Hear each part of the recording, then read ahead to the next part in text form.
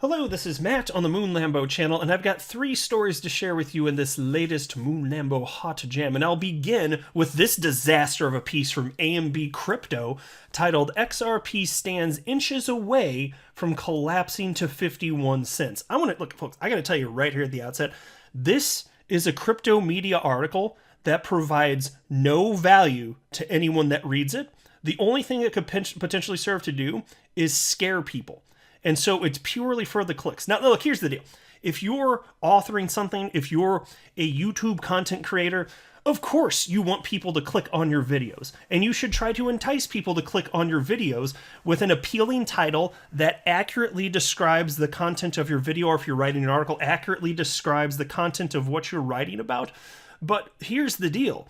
In this particular case, like, all they're serving to do is scare people. And there's not a sufficient argument for this. That's the reason that I'm taking issue with this. And look, I'm not against people saying negative things that are grounded in reality having to do with XRP. I do it on this channel. When there's something bad or scary happening, I do talk about those things, like when the ledger crapped out about a month ago and there were actual scaling issues. I'm not afraid to talk about this stuff. These are real issues that we should all care about as XRP holders. But when your article serves no value other than to get clicks to scare, and you're scaring people in doing so, I start to take a bit of issue with that, because you're not acknowledging the big picture of what's going on in crypto. So I've got that. There's also this article from Cointelegraph titled SEC Files Complaint Against Operator of Unregistered $33 million CrowdMachine ICO. And then I've also got an article highlighting, and I'll be brief on that one, but there's an article highlighting a very important partner of Ripple, actually, that now has a business relationship with a professional sports team. And I just thought it was kind of cool and decided I'd highlight that as well. But look, I want to be clear at the outset. I don't have a legal or financial background of any kind. I am not offering legal or financial advice. And you definitely should not buy or sell anything because of anything that I say or write. I'm just an enthusiast who enjoys making YouTube videos about crypto-related topics, but just as a hobby and just for fun. And again, I want to be super clear. If you value the content that you're putting out, you should want people to click on that. There's nothing wrong with that. But you'll see as I go through this why I take issue with this. There's nothing of substance here.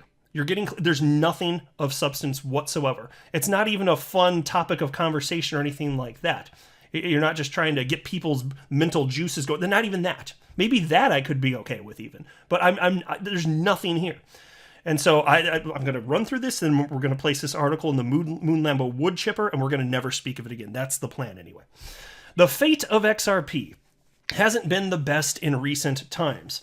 Apart from the developments in the ongoing SEC Ripple lawsuit, the market condition of the altcoin doesn't paint a rainbow either. As predicted earlier, XRP's chances of reaching $1 were pretty bleak, and it failed to reclaim the level. And then they have a subheading, XRP far from $1. That was 14 days ago, when the altcoin rallied by 23.61% in the span of 5 days. Since then, the altcoin has slipped into the bear's hands and is presently down by 23.22%, trading at 76 cents. Not only did the price fall invalidate all the gains, it also flipped the long-standing support of 77 cents into resistance. Let's just pause right here. The issue here, they're singling out XRP, and throughout this entire article, which I read twice, there is no acknowledgement that Bitcoin led the drop for the entire asset class, which brought the price of XRP down. It doesn't acknowledge there's nothing wrong fundamentally with XRP. It's a complete denial, effectively, of a cold hard fact that the crypto asset class moves together.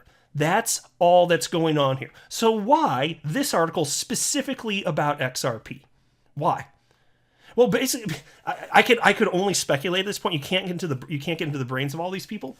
But it certainly seems to me that a lot of times the reason XRP gets singled out is because it's people that are absolutely in love with Bitcoin, and even if they're not a Bitcoin maxi, there are so many people in the space that despise XRP. And yes, XRP also has one of the biggest crypto communities, certainly the best crypto community as far as I'm concerned. There's no shortage of haters despite that. And I've noticed for the several years that I've been in the space now, There's an outsized number of XRP articles relative to other large cap coins. Just an outsized number of articles where XRP is just getting shredded. And when price go bad, look, why out of all the altcoins, they're not doing this with the other large cap coins, folks. It's not. And it's not acknowledging reality. Nothing bad happened with XRP. The whole freaking market went down. That's it. But unfortunately, it gets even worse, as I'm about to highlight. The last time we witnessed such an event, XRP remained under it for the next 47 days. Should this pattern repeat again, expect XRP to oscillate underneath 77 cents until February 24th. Okay, I don't know why we think that necessarily would be exactly that, but okay. And then they write, but the test of the coin falling to 51 cents is based on the fact that its critical support currently lies at 71 cents, not too far away from the level XRP is trading at right now. Should the price action also invalidate this support, the price will possibly tread down to 51 cents. See, look, this is what I'm saying, guys. There's no solid reason to think, even in a vacuum with XRP, there's no solid reason to think that this is probable, but this is the thrust of their article, and this is their headline. And there's no acknowledgement that the market moves together. This is garbage. This needs to be placed into my Moon Lambo wood chipper, but it does get even worse than that. They wrote this also. The macro bearishness has also caused the network's growth to slow down significantly. Folks, this simply is not true. So it's this chart that's the purple line right here. That's what they're talking about. They titled this chart network growth. What it actually is right here, which I don't think that's an intuitive way to label it. It's actually the number of new accounts. And so you can see this portion where I'm circling. This is the most recent few months because this chart shows a whole year of number of new accounts, XRP accounts activated on the ledger. And now let me go back to the article. You can see it's just those few months. You can see that it's the same exact formation, literally the exact same. So it is the number of new accounts that they're highlighting right there. And they're citing that network activity has been decreasing, but that doesn't accurately paint a picture of what's going on here. That's just the number of new accounts. Anybody in the space would probably know, or maybe you're new and you're unaware, but there have been a ton of XRP Ledger airdrops going on. And in order to participate in those, you need to, in many cases anyway, you need to have your own XRP account where you're taking self-custody of your XRP. So you may want to use like a hardware wallet, or maybe using XRP Labs product, the Sum wallet, XUMM, Sum. Maybe you're doing that, but you're taking self-custody of your XRP. And so over the last few months, there's just been a ton of those airdrops, resulting in all sorts of new accounts getting created. Here you can see November 14th, over 17,000 new accounts created in one day. It was purely for that reason, though. And lately, there hasn't been as much activity. But you can see here, like for instance, look at this. December 23rd, 14,456 new accounts. December 23rd is the day before the Sologenic snapshot took place for that airdrop. Is there a surprise that we saw a spike then? Well, no, of course. And then it went back down. And so, yes, you can see over the last couple of months, it looks like that's in a general trend downward, but you're calling that, what are you calling that now? Again, well, they labeled it network growth, but that's not like network activity. It's not an indication that fewer people are adopting XRP, because people are still buying XRP. It's just, I've always believed most people hold their XRP on exchanges and don't take self-custody, which I personally don't think is a good idea, but everybody's their own, an adult. They get to decide what to do. But if you look at this metric, this is the number of transactions executed on the XRP ledger. It's been chugging along like crazy. If anything, so here, this is showing over the last 12 months.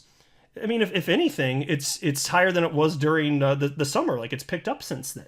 And in fact, in particular, over the last 5 weeks, you could argue that there's been an uptrend over the same period where they're arguing that there's been less activity. That's not true. They're looking at the wrong chart. And yeah, there's this dip down here at the beginning of, here's December 1st. You can see there's this dip. That has nothing to do with adoption of XRP. That's something I actually referenced this at the beginning of the video. There was a scaling issue with the XRP ledger, which has since been fixed. I made multiple videos talking about that. So I'm not afraid to talk about the downside of stuff having to do with XRP and the XRP ledger. But it was a serious, like, you can look at that chart. That was serious. Like, that was a serious issue that had to be addressed.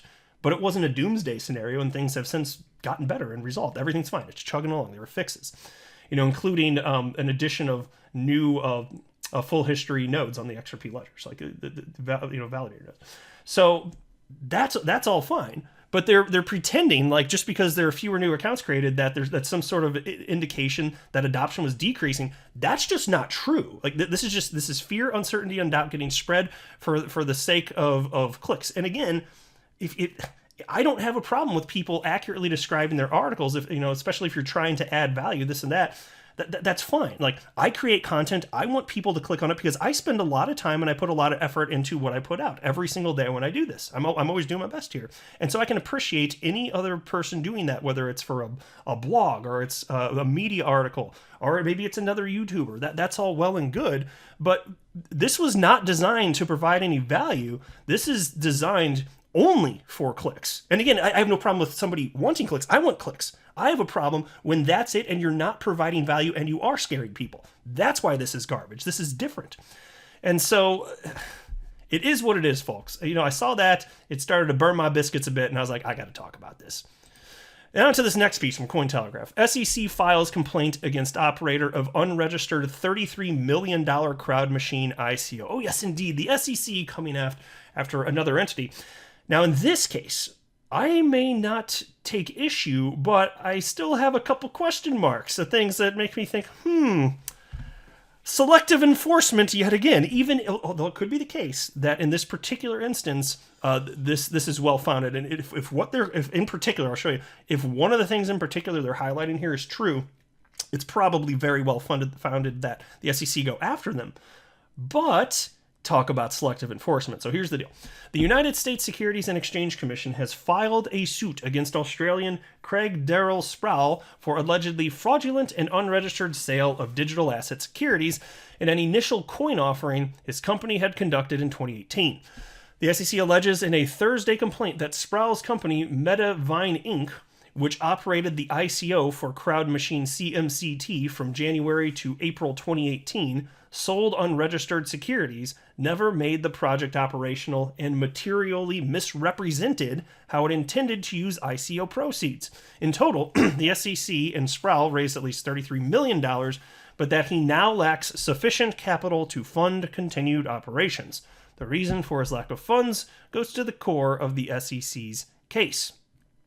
And so they go on to note that the SEC wants no exchange to be trading this, and so there's this company's supposed to try and push any exchange that's offering it to not offer it, and there's only one exchange that's currently offering it, apparently, HitBTC.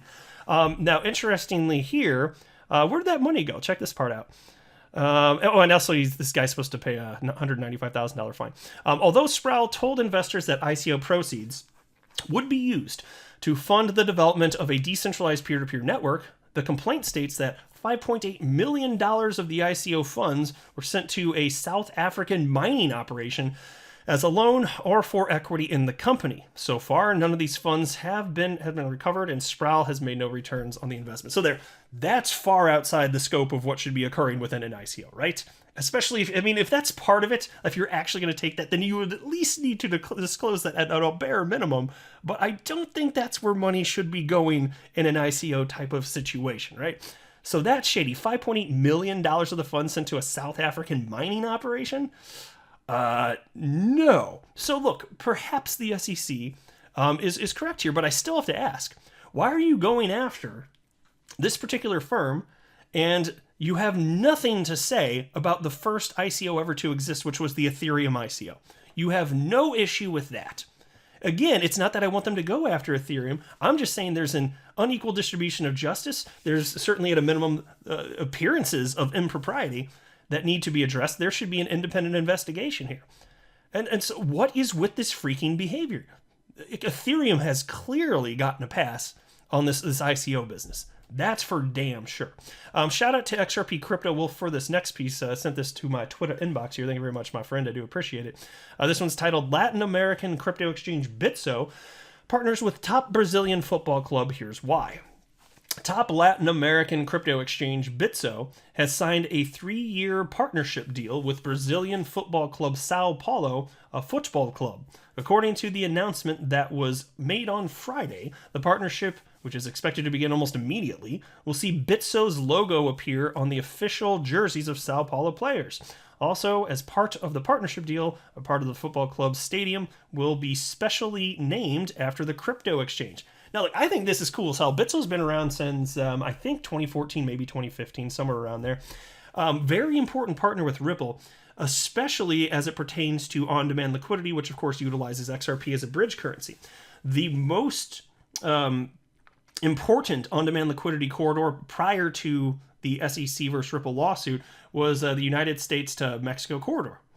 And it had a lot of volume, a ton of volume. In fact, the last I saw, I can't remember if it was like 10 or 15% of all funds from the United States to Mexico were flowing through on-demand liquidity, utilizing XRP as a bridge currency. And that was in short order. Because mind you, on-demand liquidity has only been a product on the market since October of 2018. So, less than 3.5 years. So that's pretty impressive. That proves real utility. And Bitso, cryptocurrency exchange Bitso, is one of Ripple's first partners. And it's just funny to think back to the earliest of days, and I've told this story before. It was a story really from Ashish Burla, who is the general manager of RippleNet today. He is. He had a different position back when the story happened, but it may have been like 2015, 2016. It was some time ago, before on-demand liquidity was a product on the market. Ashish Burla went to visit the headquarters of Bitso in Mexico. The headquarters of Bitso in Mexico at the time was one of the founders' parents' basement. Like, that's what it was, in the basement of a home of one of the parents.